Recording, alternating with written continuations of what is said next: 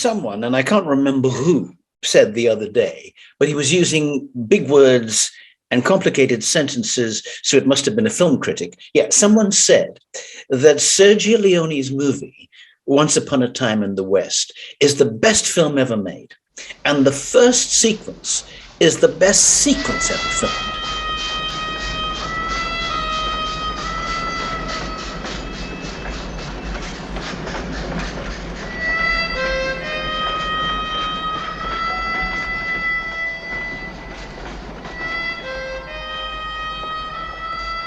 But where did an Italian get this idea of such a bleak, violent, and unsustainable vision of the American West?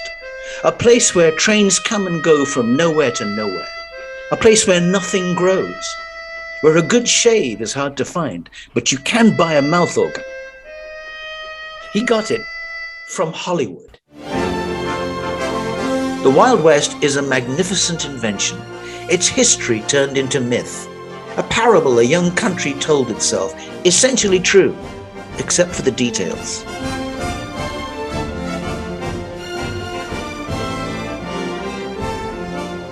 In real life, property owners and ranchers all over the West called for tight restrictions on firearms.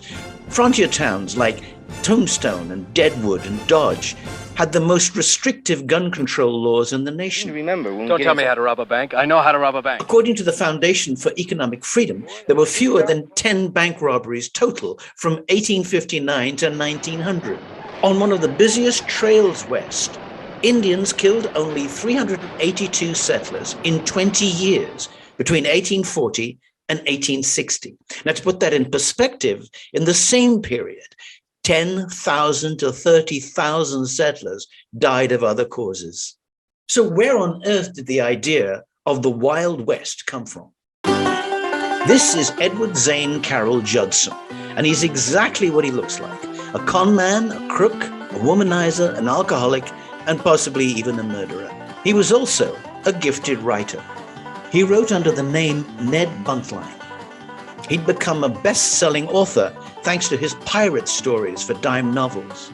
Hiding from creditors and ex-wives, he'd taken refuge in the frontier West, and there he met William F. Cody.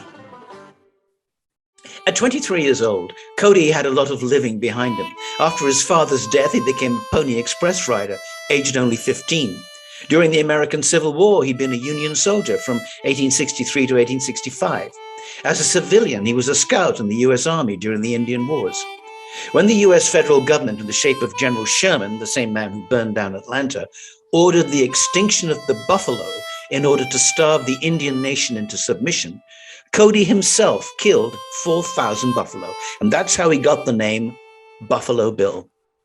I was thinking of turning my pen to the realm of romance, a novel about the West founded on my own adventures. Sure like to read that.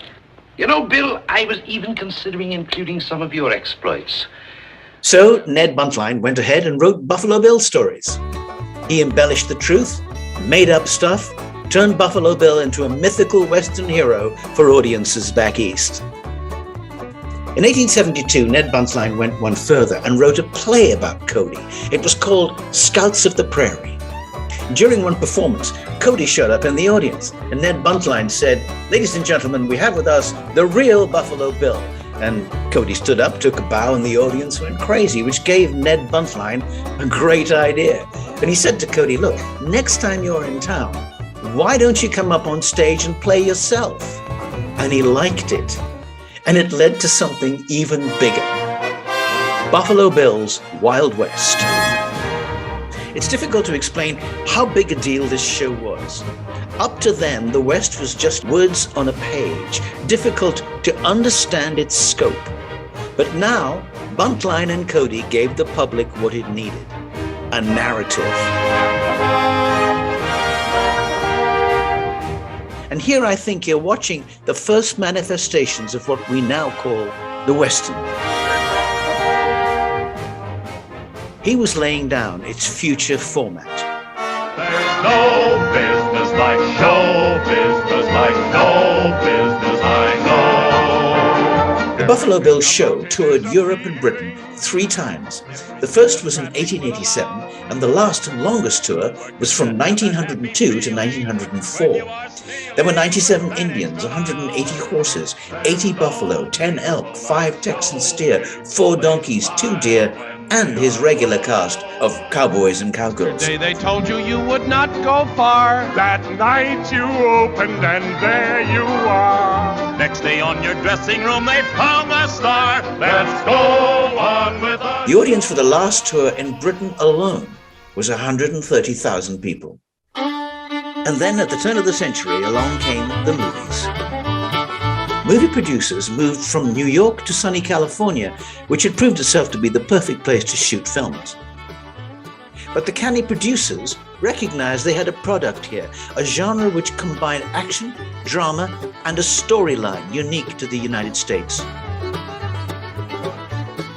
It was only a matter of time before Cody produced his own movie about his real, imagined life, of course featuring himself as hero and telling the story of how he avenged the death of Custer, really.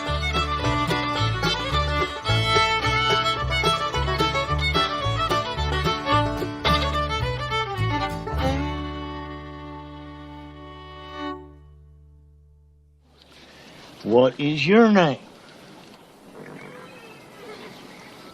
Cody. William F. Cody. Think you're pretty hot stuff, don't you?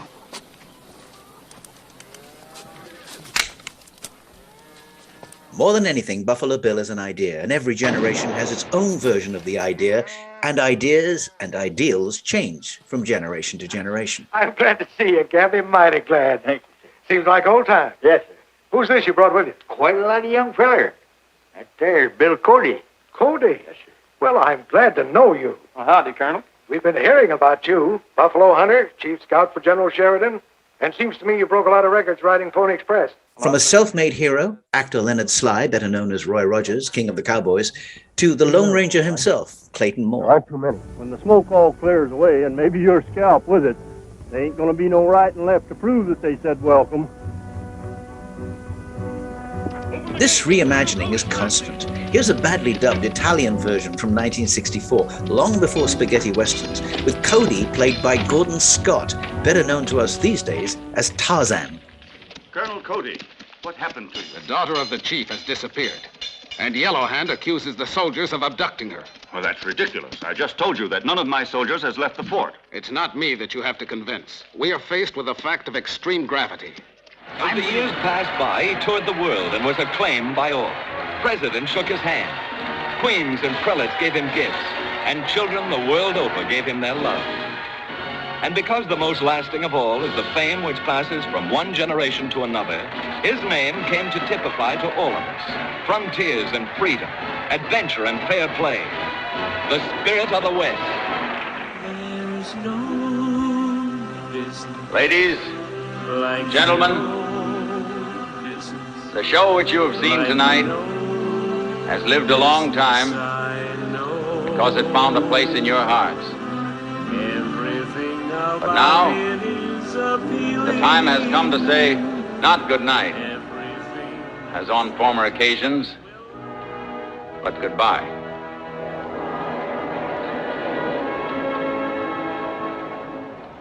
Hand in hand, my wife and I are returning to our home in the West, to the sunset. This version of the Buffalo Bill story was made during World War II, and it may seem a little naive today. But perhaps the moral of the story is that when we see a Western, it tells us more about us today and the way we see the world than it ever does about the real Wild West. Well, you know, the real Wild West that never was.